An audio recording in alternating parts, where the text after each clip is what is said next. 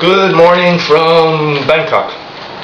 It's Friday morning here. It's a little bit about 9:12 a.m. So, Swadee Ka. That's good morning to anybody in this part of the world, and good evening to anybody in the EU or North America, South America, etc., etc. Anyway, things have heated up, obviously. If you get CNN or the BBC, I'm sure you're somewhat up to speed. It appears that the red shirt hardliners are taking control of the group. They're somewhat splintered, and some of the red shirt leaders wanted to disband and go home and wait for a general election later in the year. But the hardliners, one of whom was a rogue, I use the word rogue because that's what the paper says, generals, was shot last night about 7:30 local time, which only infuriated the red shirt leaders, at least the hardline ones, and therefore the area at Ratchaprasong is sealed off by the army, the riot police, the city police, you name it. Just to put things in perspective, 99% of Bangkok is fine, and life goes on, and we continue to go about our day-to-day activities, put it that way.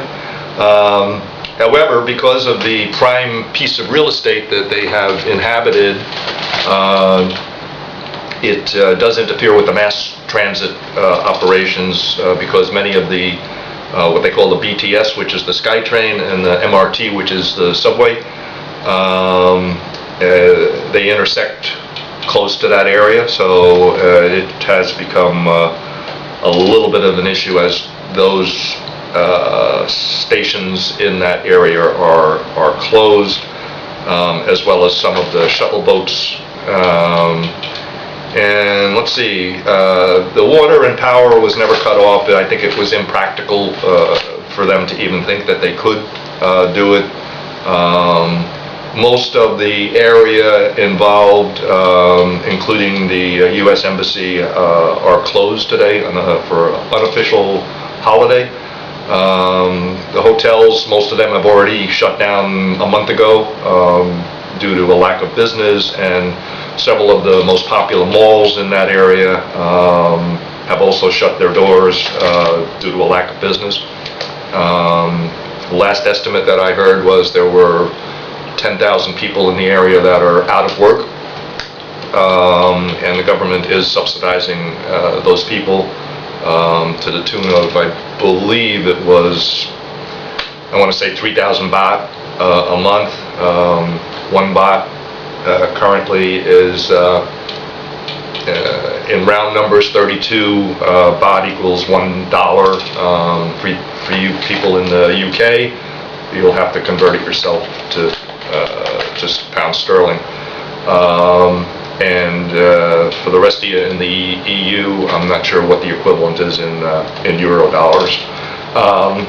However, the headline today is obviously the general was shot. I don't believe he is actually a general in the army. I think he was a general in the army and has maintained his title in his private life. His real name is Major General Katia Sawastapol.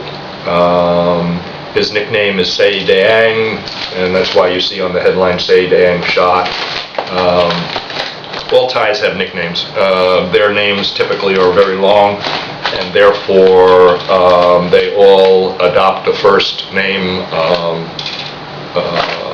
for Westerners. So, I mean, there's Pauls, there's Mikes, and there's names that you just don't make any sense. But they do adopt usually a 3 or 4 letter Western name to make it easier for us Farangs, that's what we're called, Farangs. That's any foreigner. It's not a Thai. So things continue to be a little bit hairy. Weather-wise, it's hot.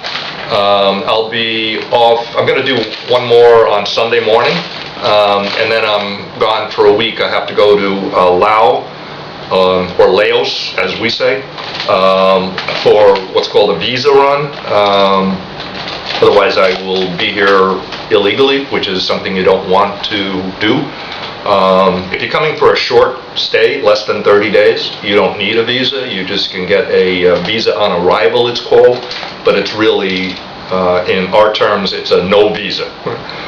So you can't stay more than that 30-day period. If you violate your visa and you happen to get caught, which again is probably highly unlikely, the fine, I believe, it's either 500 baht or 1,000 baht a day. So that's either $15 or $30 a day if you overstay your